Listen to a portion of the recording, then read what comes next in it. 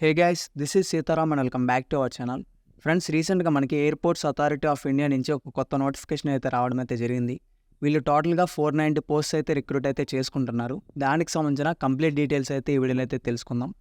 ఇప్పటివరకు మన ఛానల్ ఎవరైనా సబ్స్క్రైబ్ చేయకపోతే ఖచ్చితంగా సబ్స్క్రైబ్ చేసుకోండి. ఇక లేట్ చేయకుండా మనం వీడియోలోకి అయితే వెళ్ళిపోదాం. రీసెంట్గా airports authority of India release చేసిన నోటిఫికేషన్ ప్రకారం చూసుకున్నట్లయితే గేట్ 2024 రాసిన వాళ్ళ నుంచి అయితే వీళ్ళు జూనియర్ ఎగ్జిక్యూటివ్స్ అనే పోస్ట్ని అయితే రిక్రూట్ అయితే చేసుకుంటున్నారు. ఈ నోటిఫికేషన్ అయితే మనకి February 16th అయితే రిలీజ్ అవ్వడం అయితే జరిగింది. అండ్ ఏ పోస్టులు ఉన్నాయనేది చూసుకున్నట్లయితే junior executive architecture, junior executive civil, junior executive electrical, electronics and అలానే ఇన్ఫర్మేషన్ టెక్నాలజీ, ఈ 5 పోస్ట్స్ అయితే వీళ్ళైతే రిక్రూట్ చేసుకుంటున్నారు. అండ్ టోటల్గా మనకి 490 పోస్ట్స్ అయితే ఉన్నాయి.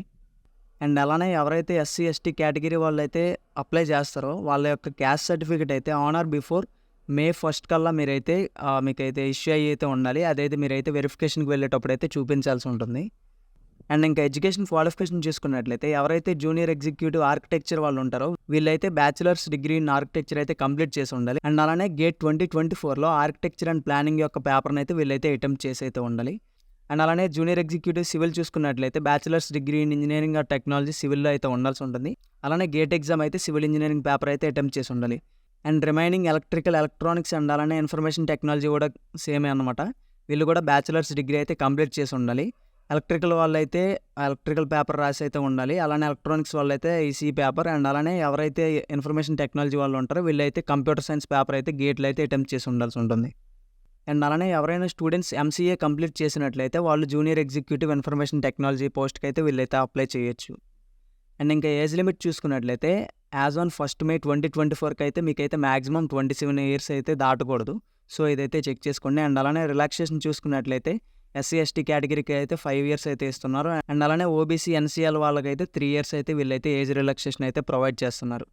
అండ్ దీంతోపాటు పీడబ్ల్యూబీడీ క్యాండిడేట్స్కి అయితే ఒక 10 years ఏజ్ రిలాక్సేషన్ అయితే ఉంటుంది. సో ఇవన్నీ మీరైతే చెక్ చేసుకోవచ్చు. ఈ నోటిఫికేషన్ యొక్క పీడిఎఫ్ నేను మన టెలిగ్రామ్ ఛానల్ అండ్ అలానే వాట్సాప్ ఛానల్స్లో అయితే అప్డేట్ చేస్తాను.